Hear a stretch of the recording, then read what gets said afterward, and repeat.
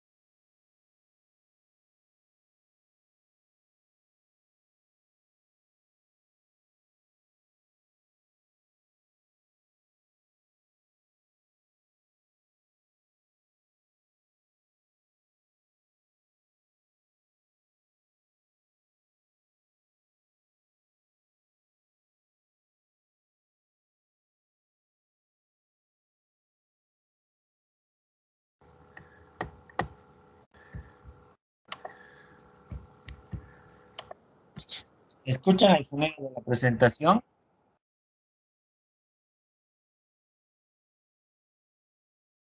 Creo que no, doctor. ¿Escuchan el sonido de la presentación?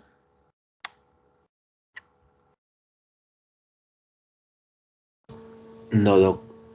¿No se escucha? Ok.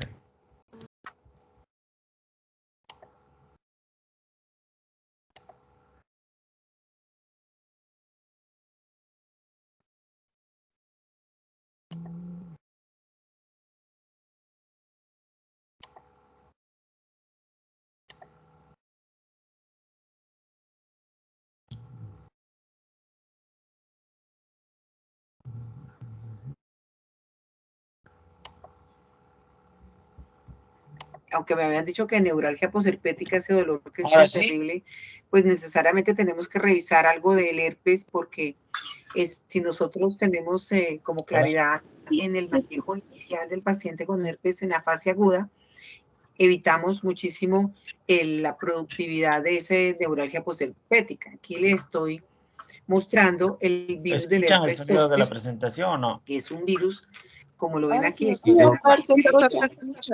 como Ok. esquemática, donde tiene varias capas, y esta es ya la fotografía electrónica del virus, en donde se ve la cápsula polipeptídica que tiene 7 laditos, isosaédrica, tiene 7 lados, y en la parte interna está el ADN viral, tiene una glicoproteínas en la parte de la superficie y es pequeñito.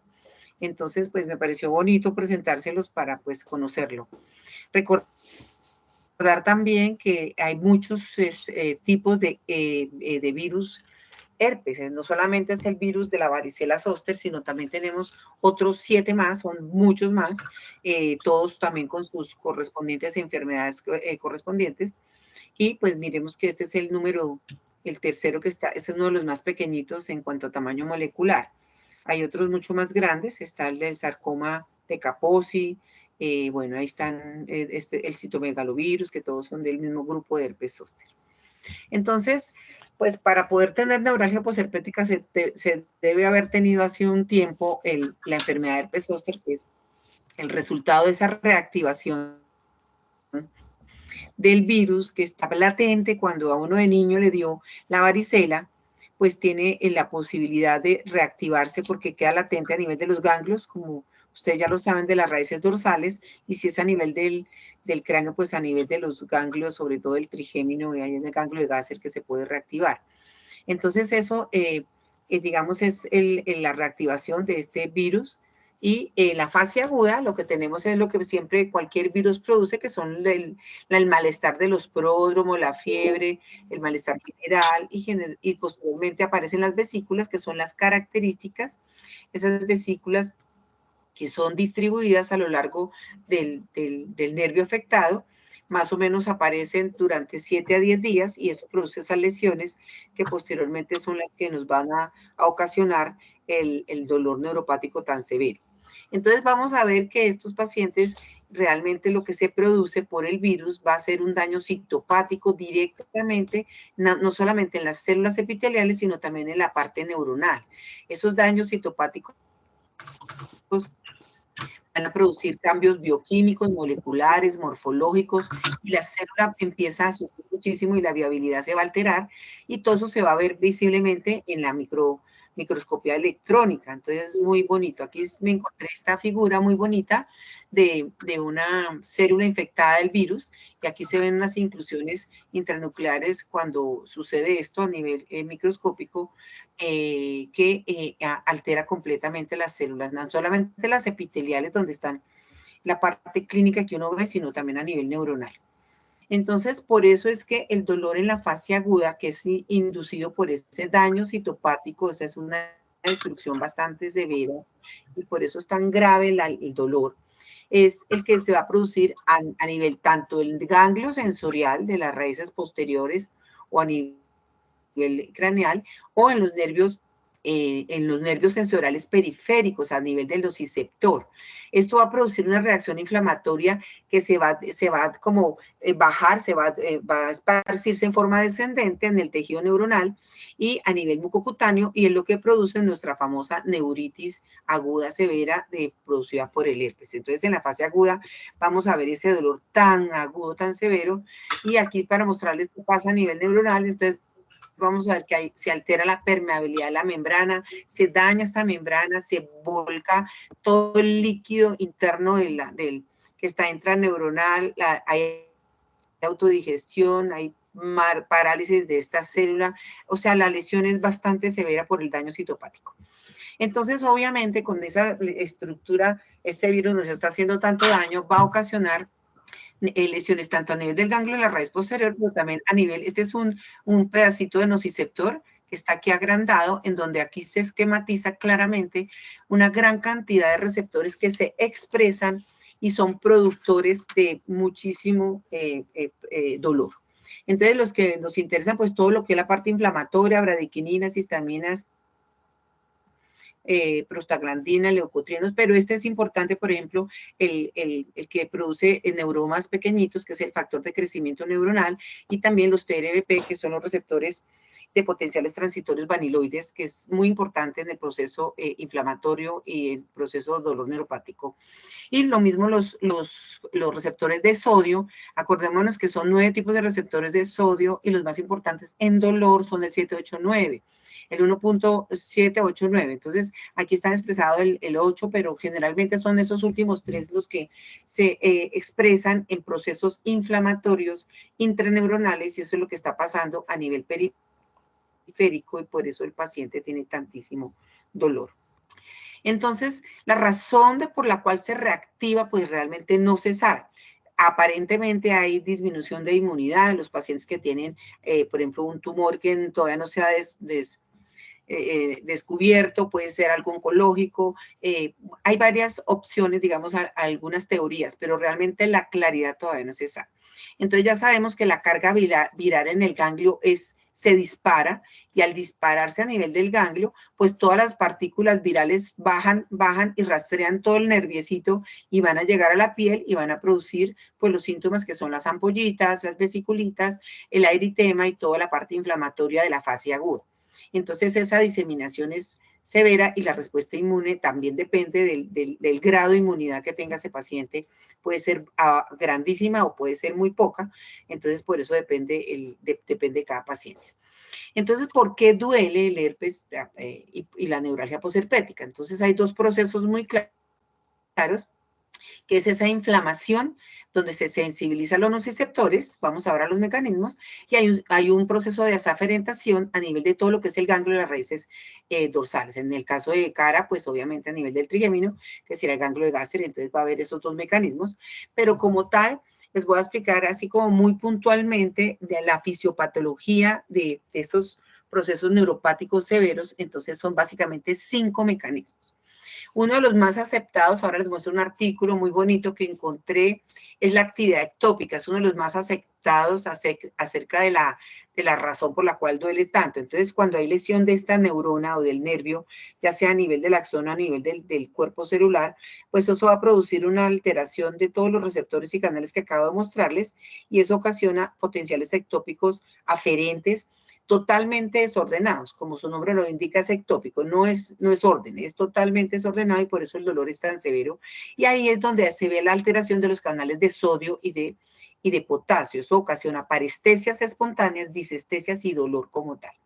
El otro es, este lo voy a ampliar un poquito porque está, el de sensibilización periférica. Entonces, por decir algo, se activa un nociceptor aquí periférico. Recordemos que cuando se activa un nociceptor se va a liberar sustancia P, sustancia neuroquinina y toda la sopa inflamatoria. Eso ocasiona vasodilatación y hace que se activen los nociceptores vecinos, y eso va a producir una amplificación a nivel periférico de lo que es la información dolorosa, y por eso se llama sensibilización periférica. ¿Qué va a producir esto? Esto va a producir aumento, disminución de ese umbral, y hace que el dolor se amplifique cada vez más. Y aquí es donde hay los cambios de los potenciales transitorios vaniloides a nivel periférico, y eso es lo que nosotros llamamos sensibilización periférica, es decir, la amplificación a nivel distal de todo lo que es la inflamación neurogénica. Ese es un mecanismo también muy importante, no solamente en herpes, sino en otro tipo de dolores neuropáticos. La tercera es la sensibilización central. Entonces, cuando esto sucede permanentemente y está activado a nivel central, a nivel de las neuronas, ay, perdóname, me equivoqué aquí, ay, no, espérate, bien. Ay, me enredé con esto, espérate. Ah, bárbaro. No, acá. Aquí. Minuto. Acá. Entonces, a nivel central, lo que va a pasar es que todas las neuronas de amplio rango dinámico van a hacer reclutamiento de las vecinas, y va a ocasionar un aumento de la información nociceptiva a nivel medular, y eso va a ocasionar aumento del área afectada. Entonces, el paciente no solamente va a tener dolor en el área afectada, sino va a tener dolor a nivel periférico y a nivel mucho más central. Eso va a ocasionar alodina, hiperalgesia y sumación temporal. Entre más dolor haya, difícil va a ser manejar el dolor. Siguiente. La otra teoría o la otra mecanismo es la modulación inhibitoria alterada. Entonces ya acordémonos que nosotros tenemos un sistema excelente de inhibición por medio del sistema serotoninérgico, y puede también estar alterada, disminuida esta inhibición, esta modulación. Y por último, la otra teoría es la activación de la microglia. Recordemos que anteriormente se pensaba que las células de microglia eran como el sustento a nivel del sistema nervioso central. Hoy día se sabe que estas células de microglia se activan por el ATP y va a producir como si fuera una neurona tipo de amplio rango dinámico, y va a producir toda la alteración neuropática a nivel medular, es decir, van a contribuir a todo lo que son los mecanismos de sensibilización central. Entonces, en resumen, tenemos estos 5 mecanismos. Uno de los más aceptados es el de la ectopía. Bueno, desde el punto de vista clínico, vamos a ver que la inflamación cutánea, como causa del dolor en el herpes zóster, va a producir 2 síntomas clásicos. La primera es un dolor quemante, que es insoportable. Todos hemos visto pacientes con herpes. Este es un ejemplo.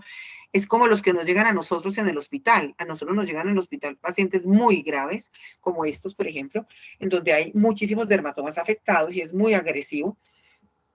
Y aquí vamos a ver que es un dolor quemante, y esto se traduce en activación de las fibras A delta y fibras C. Recordemos que las A delta son las mielínicas y las C las amielínicas. Y También va a haber una alodinia táctil que es transmitida por la alteración de las fibras A beta. Recordemos que las A beta nos transmiten es la propiocepción y el tacto, entonces normalmente no debería doler, pero esto significa que ya hay sensibilización central. Entonces tenemos estos síntomas clásicos de los pacientes y que producen muchísimo dolor. Este es el artículo que les decía, que es reciente, en donde hablan de la hipótesis del marcapaso ectópico a nivel periférico. Es muy bonito, se lo recomiendo si alguien está interesado para que se lo lea. Bueno, entonces hablando un poco de la parte de mecanismos fisiopatológicos y de la sintomatología, vamos a hablar un poquito de la epidemiología. Hay varias revisiones acerca de este tema. Esta es del 2014, donde se estima que la incidencia es de 3 a 5 personas por 1000 al año. Esos son medidas de Europa, América del Norte, Asia Pacífico, en donde más o menos la ocurrencia, la presentación de la neuralgia posherpética es más o menos entre 5 a 30% en mayores de 50 años de edad.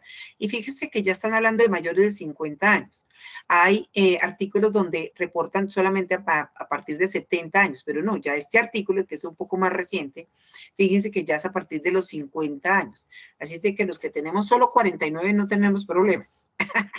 Entonces, es para que pues tengamos en cuenta que cada vez como que se disminuye ese rango. Es importante este dato, el 95% de la población adulta de los países desarrollados manifiesta seropositividad para anticuerpos contra el virus de la varicela zoster, como quien dice, casi todo el mundo tuvo esto, y tiene anticuerpos.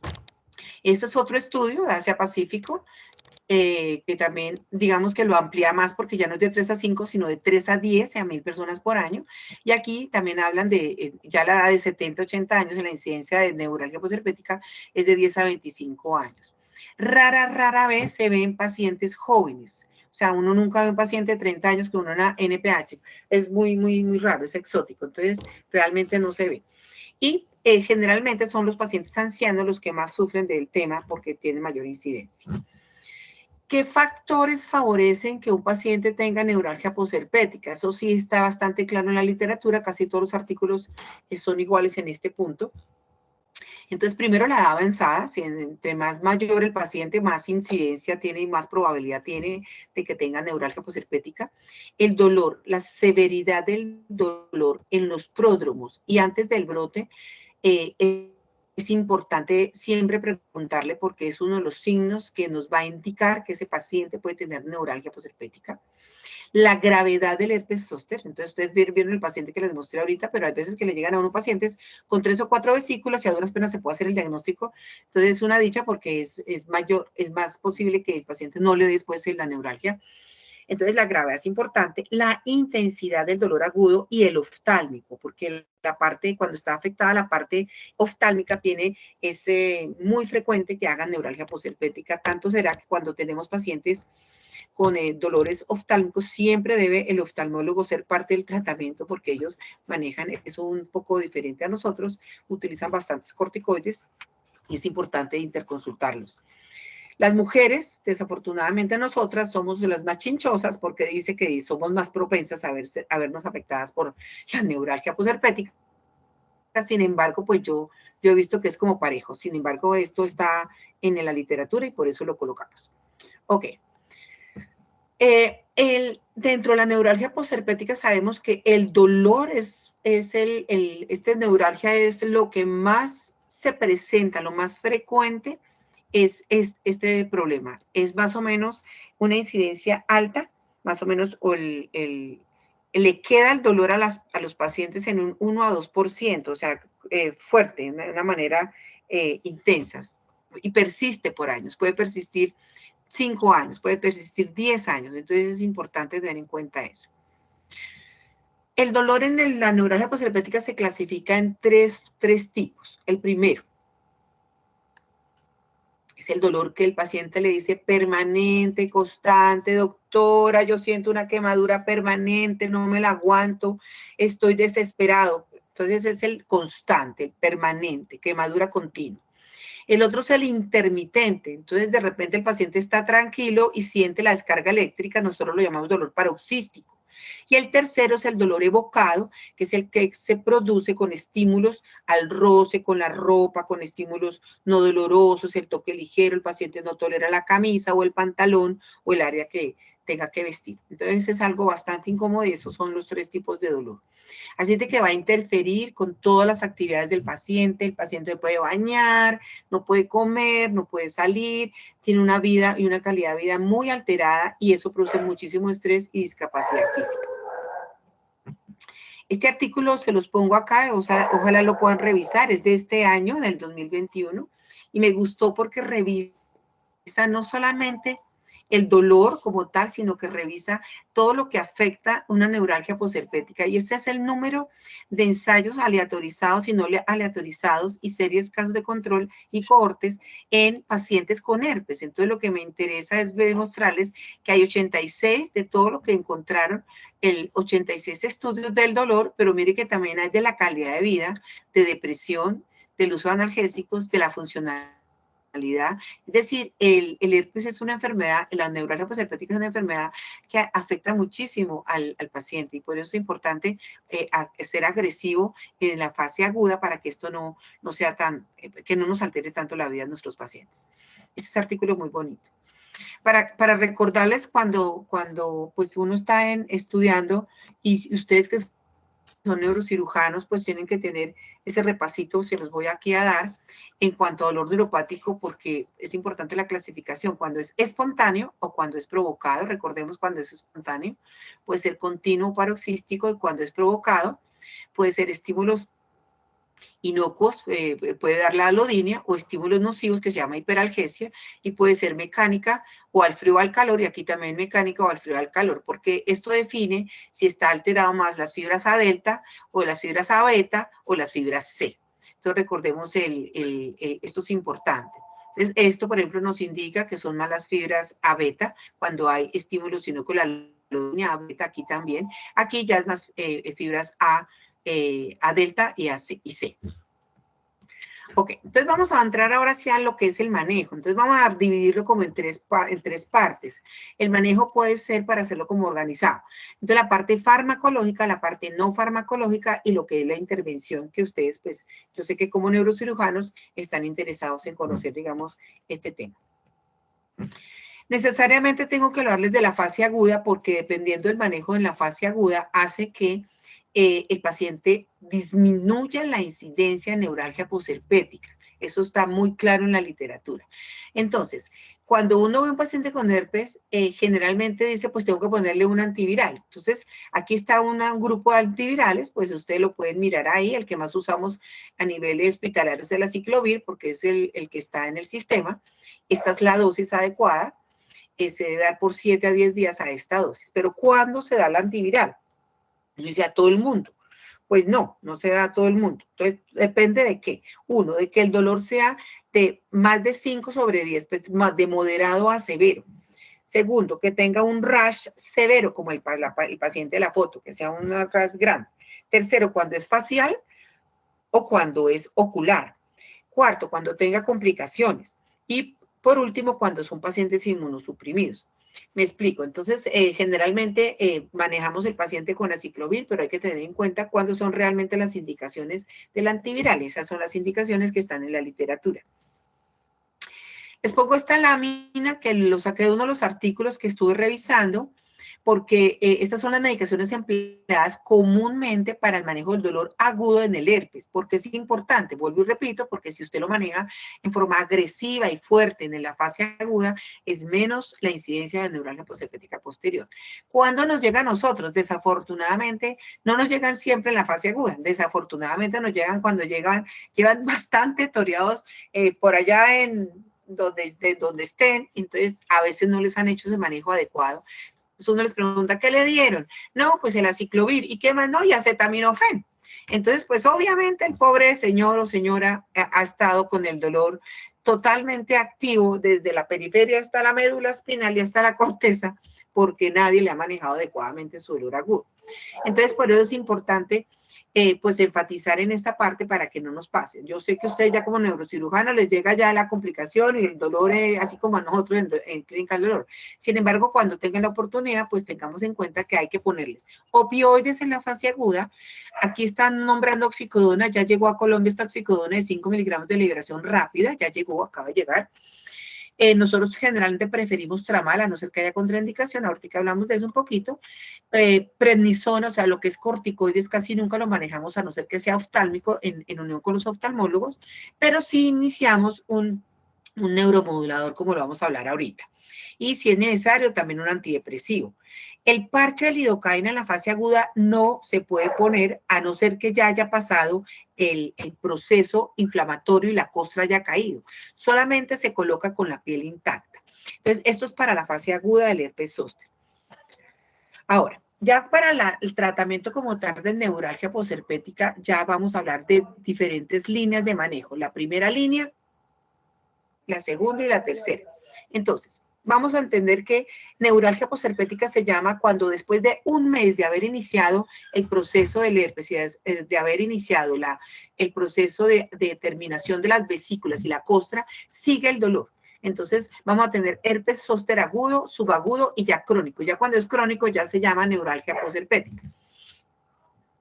Entonces, en la primera línea de manejo, bueno, todas estas son recomendaciones que les voy a hablar, que están incluidas en el grupo de interés de dolor neuropático de la Asociación Internacional para Estudio del Dolor, que se utiliza a nivel internacional. Entonces, hay muchísimas revisiones, yo les voy a traer unas cuantas, pero todas son muy similares en cuanto al manejo de tanto la neuralgia posherpética como la parte de intervención. Entonces, vamos a hablar. Básicamente, todas son muy similares, una que otra diferencia, pero ya les hice un resumen para que quede pues realmente claro. Entonces, en la primera línea de manejo, con un alto grado de recomendación, están los antidepresivos.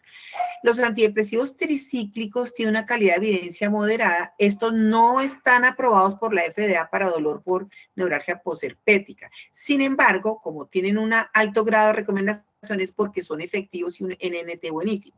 ¿Cómo actúan? Acordémonos que los antidepresivos ustedes los manejan excelentemente.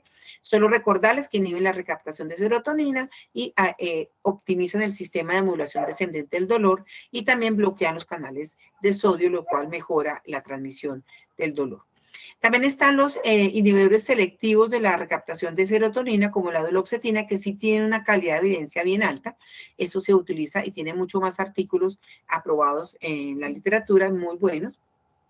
Y recordemos pues que los antidepresivos requieren a veces dosis altas que los abuelos, cuando los pacientes ya están en cierta edad, no toleran, entonces, y que tienen muchos efectos adversos, entonces hay que tener muchísimo cuidado con este tipo de medicamentos por los efectos adversos que tienen. El NNT de los antidepresivos, sobre todo de la amitriptilina, es muy bueno, es de 2.1, o sea, de que es excelente y por eso tiene tanta efectividad. No todo el mundo lo tolera, pero cuando lo tolera es una dicha. Además de que es barato y no se demoran en administrárselo en las EPS. Dentro de la primera línea también con calidad de evidencia alta están todo lo que son los ligandos alfa-2 de canales de calcio, que son los gabapentinoides. Entonces está la gabapentina, que esta sí está aprobada por la FDA para la NPH desde el 2004. Recordemos que esta actúa a nivel de los canales de calcio, disminuye la afluencia de calcio, por lo tanto va a producir una disminución de la liberación de neurotransmisión de toda la parte excitatoria. Quería contarles que hay una gabapentina que ahora no está en Colombia, pero espero que llegue pronto porque es de liberación prolongada. Recordemos que la gabapentina dura muy corto tiempo, dura apenas 5 horas, entonces por eso uno la tiene que dar un poco más seguida, más o menos cada 8 horas la da uno, pero no todo el mundo la tolera, toca titularla. Todos los pacientes deben ser titulados para que no tengan efectos adversos. Esta tiene la dicha de que tiene una liberación prolongada, pero no ha llegado a Colombia, se llama enacarbil. Entonces vamos a empezar con 300 miligramos al día y la idea es que no llegue más de 1800 miligramos, a pesar de que en la literatura reportan que la dosis máxima de gabapentina es de 3600, pero no está en neuralgia posherpética, reportan todos la literatura de que no debe producir, que no debe darse tanta dosis porque tiene demasiados efectos adversos. Recordemos que da mareo, somnolencia, edema periférico, entonces es complicado. Hay otra marca también que es la gastroretentiva gabapentin, esta que tampoco hay en Colombia, pero pero quiero que la conozcan porque también es de absorción lenta y entonces es efectiva para este tipo de pacientes. ¿Cómo vamos? ¿Vamos bien? ¿Sí me están escuchando? Sí, doctora, estamos muy bien. Oh, están todos ahí poniendo, ahorita voy a preguntar, fíjense que tienen que poner cuidado porque les voy a preguntar a todos los residentes, al doctor Kevin, al doctor Santiago, a ver si me pusieron cuidado. Claro que sí. Ahí estoy molestando. Bueno, entonces ahora vamos en la otra medicación aprobada por la FDA, es la pregabalina, la famosa pregabalina, que usamos para todo tipo de dolor neuropático. Generalmente la utilizamos ya a mí me gusta más la pregabalina personalmente porque es más potente y segundo, con menor dosis tenemos mejores efectos. Entonces, recordemos que es más o menos 6 veces más potente que la gabapentin. Generalmente empezamos dosis de 75 cada 12, titulado lentamente, vamos subiendo las dosis cada tercera semana hasta un máximo de 600 miligramos, pero recordemos que tiene eliminación renal, por eso debe ajustarse en pacientes con enfermedad renal. Esa tabla la encuentran en internet. Es muy clara acerca del ajuste de las dosis de pregabalina según el aclaramiento de creatinina. Entonces hay que tener en cuenta esto porque a veces uno se le olvida revisar esto y es importante porque si no el paciente va a tener efectos adversos. En cuanto a función hepática no hay problema, no se requiere ajuste de dosis cuando el paciente tenga alteración de la función hepática. Bueno, de pregabalina y de gabapentina hay cientos de artículos que avalan su uso en neuralgia posherpética. Esto es uno porque hay muchísimos en donde se ve que sí efectivamente es útil y tiene una seguridad bastante buena para todos los pacientes. Es un artículo del 2017. Estos en China y en Corea están escribiendo muchísimo acerca de esto. Entonces, pues bajé varios artículos y este es uno en donde se ve no solamente disminución del dolor, sino mejora la calidad de vida porque mejora el sueño. Obviamente sabemos que se utiliza porque produce sedación. Este es otro artículo también de la respuesta a la dosis de pregabalina, no solamente para neuralgia posherpética, sino neuropatía diabética y fibromialgia, en donde realmente reportan que la dosis es de 300 a 600 miligramos para la neuralgia posherpética y pues que realmente se ve una buena respuesta, no solamente para el dolor, sino para la impresión global, como el paciente se siente en todos los aspectos de su vida y la calidad del sueño. Realmente los efectos adversos son pocos y por eso es bastante segura. Segunda línea, entonces en primera línea ya dijimos los que les acabo de informar y la segunda línea empezamos entonces con los parches de lidocaína. Hay una débil grado de recomendación, pues porque obviamente no siempre funciona, entonces por eso no es que sea el non plus ultra. Sin embargo, ¿cuándo se utiliza, doctores? Se utiliza cuando hay alodinia, única y exclusivamente si hay alodinia. Si no hay alodinia y solamente hay dolor paroxístico, realmente es perder la platica, porque este producto es costosito. Entonces, únicamente se utiliza para disminuir el dolor al roce, es decir, la alodinia. Se usa por eso solamente en dolor neuropático periférico. Su mecanismo de acción, recordemos que actúa como es con cualquier anestésico local, activa, bloquea los canales de sodio, y esto no se absorbe mucho, solamente se absorbe un 3%, entonces es bastante seguro, y bloquea la transmisión, pero es muy periférico, bien periférico el efecto, o sea, solamente la parte de piel y no va a absorberse, entonces no tiene ese problema. Puede tolerarse perfectamente si se administra junto con los neuromoduladores. Entonces tenemos en la segunda línea los parches de lidocaína y los segundos son las parches de capsaicina. No sé si ustedes han escuchado el parche de capsaicina, nosotros lo usamos muy ocasionalmente. Ahorita tenemos básicamente solamente crema, la parche de capsaicina es un poco más difícil de utilizar y ya les voy a explicar por qué. Entonces tenemos que esta tiene una calidad de evidencia un poco más alta y se usa no solamente para neuralgia posherpética, sino para dolor neuropático periférico porque activa solamente a nivel de piel. Entonces, ¿qué es la capsaicina? Pues este es un agonista que tiene una selectividad grandísima a nivel de ese potencial que habíamos hablado al comienzo, que es el potencial transitorio vaniloide, y esto va a ocasionar que se expresen a nivel periférico, va a producir una liberación masiva de sustancia P y va a sacar todos esos neuropéptidos vasoactivos, entonces va a producir un dolor severísimo y un eritema causado por eso. Entonces la neurona que tengo aquí la lámina, miramos, esta es la forma como digamos, la parte esquemática de la capsaicina y aquí como su actividad, cómo funciona, se pega a nivel de este receptor vaniloide Eso ocasiona la apertura de los canales de calcio, esto ocasiona inhibición de los canales de sodio, esto va a producir una alteración de la mitocondria y lo que va a producir es la liberación masiva de sustancia P y va a producir eritema y un dolor severísimo. Pero lo que finalmente hace es que desensibiliza toda la parte neuronal periférica y por eso es que el paciente produce después una analgesia prolongada, es muy interesante. Entonces, este es el ejemplo de cómo se utiliza. Por ejemplo, en herpes torácico se marca la piel, se pone primero anestesia local con una mezcla eutética de prilocaína y lidocaína. Aquí en Colombia lo tenemos. Se deja actuando primero 1 hora, se limpia y luego se coloca el parche, que es el de capsaicina al 8%, y esto se deja actuando 1 hora más o menos, pero esto necesita hospitalización del paciente, porque si usted lo hace en el consultorio o lo hace en la casa, el paciente se va muriendo del dolor, porque esto es demasiado doloroso. Entonces toca canalizar al paciente, monitorizarlo, darle medicamento opioide en esa fase de agudo y posteriormente ya después de eso el paciente siente alivio del dolor. Esto más o menos dura 3 meses cuando se coloca. Esa es la segunda línea. Dentro de la tercera línea ya tenemos los opioides. Bueno, en la segunda línea también estaba el tramadol, óptica de los... Pero aquí en la tercera línea ya serían los opioides potentes. ¿Cuándo los usamos? Muy rara vez. Muy rara vez, la calidad de la evidencia es moderada. Tratamos de no usarlos potentes, a no ser que sea cosa extrema. ¿Por qué? Porque pues acordémonos que eso produce, como es, es un poco de abuso, sobreabuso y adicción. Y generalmente un buen opioide para neuralgia posherpética no lo hay. Entonces, como medio se podría usar la oxicodona o la metadona, pues, pero es bastante adictivas. Entonces, las dos opciones que nos quedan acá es el tramadol y el tapentadol. Recordemos que el tramadol tiene efecto serotoninérgico y noradrenérgico, pero el tapentadol tiene más noradrenérgico. Entonces, tiene menos efectos adversos. Y también tienen efecto mío. Entonces, se podrían utilizar estos en vez de los potentes. Siempre con dosis tituladas. Recordemos que el tramadol está contraindicado en pacientes con arritmias, edad avanzada, enfermedades cardiovasculares, como por decir, las arritmias sobre todo son muy peligrosas pacientes que tengan arritmias, si usted no se ha dado cuenta, le ponga tramadol.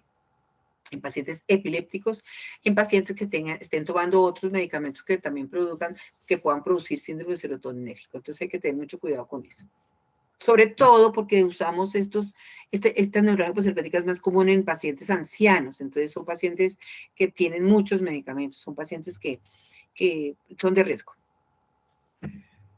Entonces, ¿qué medicamentos con recomendaciones no concluyentes? O sea, como que sí, pero que no, unos dicen que sí, otros que no, entonces uno dice, entonces, ¿qué le hago? Entonces, esto es muy claro, la capsaicina en crema, unos reportan que es muy buena, según los artículos depende de dónde venga, pero por ejemplo la crema al 0.25, al 0.75, casi no es útil, entonces por eso se utiliza la del 8% que les acabo de mostrar. Carbamazepina tampoco, la única indicación de carbamazepina, mis doctores, es para la neuralgia del trigémino. Es muy importante tener esto muy claro en trigémino, pero no para ningún otro dolor neuropático.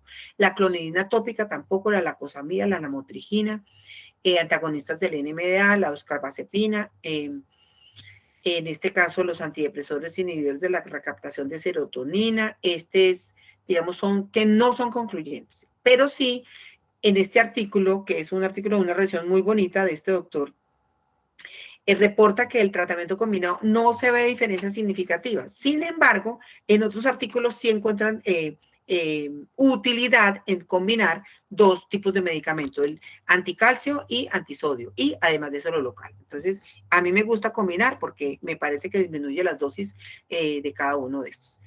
La recomendación débil en contra de su uso de los cannabinoides y el ácido valproico y totalmente en contra el levetiracetam y la mexiletina.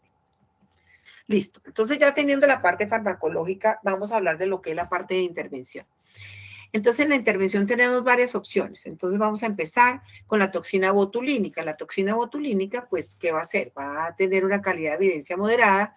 En cuanto a su mecanismo de acción, va a actuar inhibiendo la liberación de todos esos mediadores de dolor periféricos que hablamos al comienzo y a nivel de los ganglios de las raíces dorsales, porque disminuye todo lo que es la inflamación a nivel de esas terminales y va a desactivar canales y el transporte axonal. En resumen, va a disminuir la transmisión del dolor cuando utilizamos la toxina botulínica.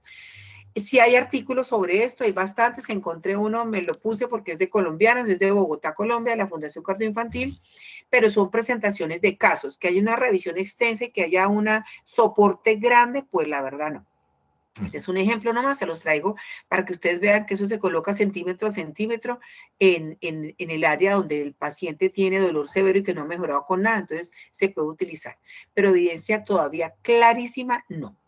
Listo. Otra opción es la inyección local de triamcinolona. Entonces, eso se utiliza más en la fase más entre aguda y subaguda, porque eso disminuye muchísimo el dolor local. Sin embargo, ya, esto es un artículo viejito, un artículo ya para mí ya viejito, sin embargo, yo me acuerdo que nosotros al comienzo usábamos esto y funcionaba, y a veces lo uso cuando no tengo opción de hacer bloqueos porque el paciente tiene algunas situaciones, pues yo le coloco inyección local de triamcinolona al paciente a nivel subcutáneo. Y ya hablando de bloqueos de nervio, entonces vamos a revisar esta parte de bloqueos de nervio que es bien interesante. Entonces, por ejemplo, este es un artículo del 2017 de los coreanos, en donde ellos hacen una revisión de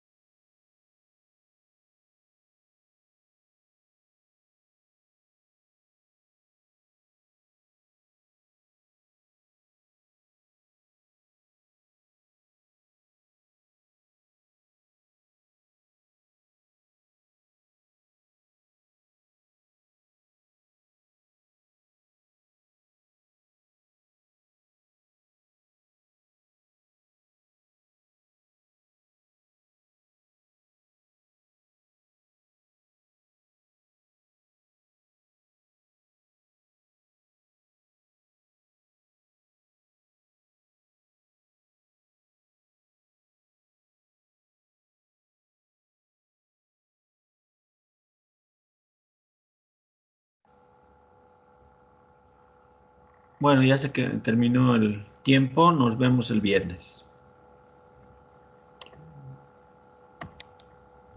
Hasta luego, doctor.